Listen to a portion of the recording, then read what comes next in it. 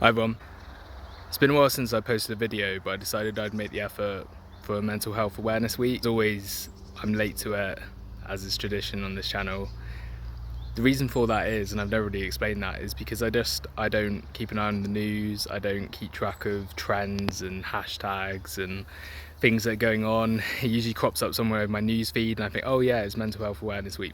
And then it takes a while to put together a post and have a think about it and then edit it and up. So there's always a delay. The reason for that is, and this is the purpose of this post, is that I practice Stoicism. The idea of understanding, knowing and being satisfied with oneself and one's capabilities and one's limitations and one's boundaries, and as much as possible not allowing the outside world to conquer your inner self.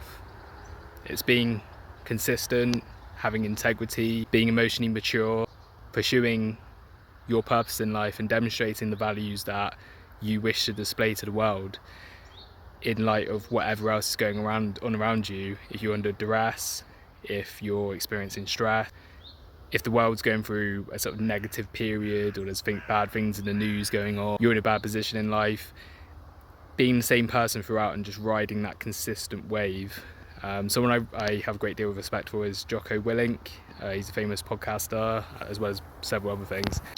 He talks about never letting himself get too high and equally never letting himself get too low. What he means by this is he will get up and do the same thing every morning, same routine, same way of doing things, whether it be his birthday, whether it's Christmas, whether he's on holiday. That way he never truly escapes the control, the base that he has to work from. He roots himself in his routine, and that allows him to be consistent. When something good happens to him, that's great, but he still has to get up and lift weights, he has to go for a run, he has to practice his jiu-jitsu is one of the things he does, he has to write, there's all these things that he has to do, and then he can enjoy, this fantastic thing that happened to him. Maybe he did really well on a new book or something like that, he's earned loads of money off it, great, celebrate. But he has to practice that, but he puts that off and doesn't allow that to affect him until he's got done his morning routine, he's got his day set up in the same way. That's quite common across a lot of people that are very influential and people that I respect a great deal, and that's why I started practicing it. Equally, he could be injured, he could be ill, something like that, something that would really pull him away from being able to have a normal day, and you have to accept that as well. But he's always trying to pull himself back to that center line, and I tie this into effective management of mental health, because we'll go through ups and downs. I posted a lot recently about my own experiences. I've talked about my dating life, I've talked about stocks and shares, the economy, things like that. They're relatively trivial things, but sometimes you might have some fantastic success, I make loads of money, or I meet someone I really start to care about, or something like that happens, and you get really excited, and you can allow yourself to become very invested and start to compromise your own values and act in a way that you wouldn't normally act because your circumstances changed. Equally, then it could all come crashing down. Something really bad could happen. You might go through a bereavement, you might lose something that you really cared about. You might start making progress in an area like your job, for example, and then you have a setback and you fail at something really badly. So the idea is to try and always keep yourself near this baseline that allows you to be constant and gives you some security and reinforces the mindset that you're enough as a person, that you as a person and what you can control is good enough. And it's really hard to do in practice, I tell you from experience. I highly encourage you to explore it as a concept. Some famous Stoics include Marcus Aurelius, Pilate, the Roman emperor, and I'm sure there's some others that I can throw in there that write about this idea of being stoic, stoicism, not being affected, not being compromised by externalities. It's been a big one for me this year especially, and from last year because of that. Turning off the news, realising I can't control any of that. How many cases, I remember every day I was checking how many cases now, how many COVID cases, how many deaths, What's going on? Is it coming down here? Where's it spreading to? On and on and on. And I just had to decide, I'm not going to listen. I can't do anything about it. I'm not going to listen to it anymore. It's affecting me as a person. It's affecting me personally. It's something I can't control. So why am I putting time and energy into worrying about it? Instead, I need to cope with myself. You know, I live on my own. I spent a long time. I spent 6, 7, 8 months pretty much in isolation in a room. You know, that's not fun, and it took mental fortitude to get through that. I'm just being honest. Part of that was just concentrating on myself. If I felt bad, well, I need to go and do something about that. I need to maybe go for a walk, or I maybe need to call someone, or I need to do something that will allow me to feel a bit better. I need to plug myself into a different purpose. I set up a website and I put a load of time into that. I expanded my sort of stocks and shares investing. I did all sorts of things like that. I did loads of research and I used the time productively. And I'd compare it to being in prison, and someone that I know who is a prison reform advocate sort of thing said it's described it in the same way.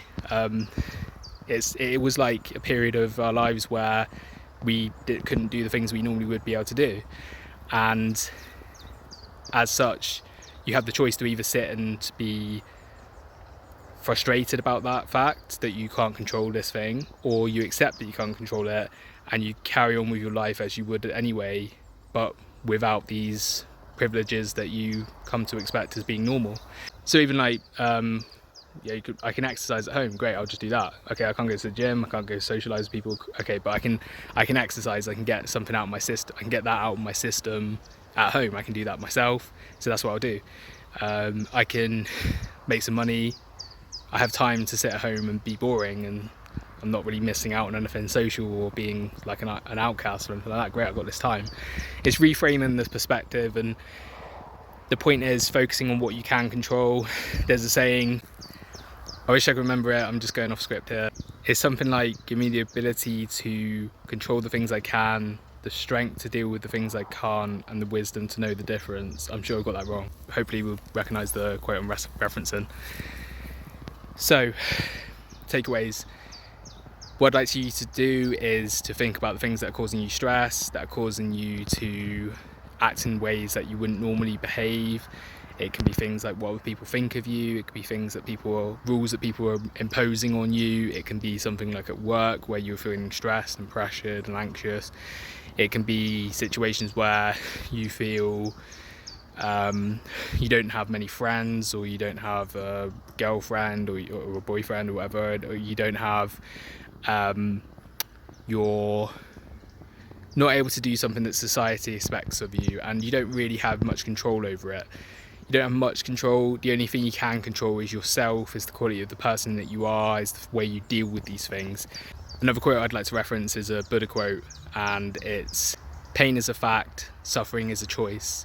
So again, it's the idea that when something happens to you, it hurts, and I can feel that same feeling that anyone else would. I feel the pain of rejection, or the pain of failure or frustration, and it didn't quite go my way, and I get really, it hurts, I'm in pain and I'm frustrated, but then as soon as I possibly can, I recognise that and I pass it off, and I say it's nothing to do with me, I accept that outcome, I can't control it, I've done everything I can. There's no point in me putting time and energy into worrying about this, into being frustrated and angry. What can I do about it right now? And let's jump into that.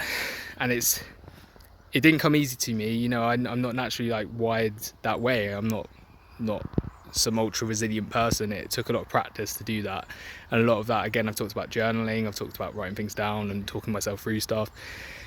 But now it is really just a snapshot moment of, okay, that's frustrating, that's painful, I'm annoyed, but what can I do about it now? Let's go. Right, what now? And so some people it can be a bit almost strange, like are you not upset? Like, you're not?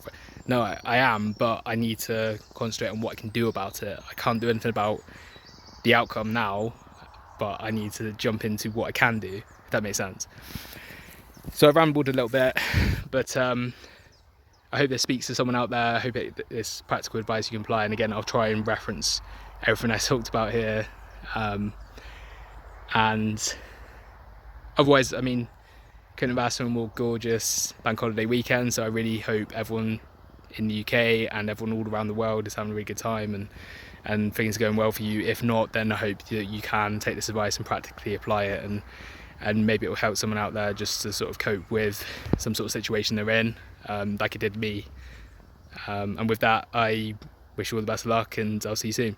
Thanks.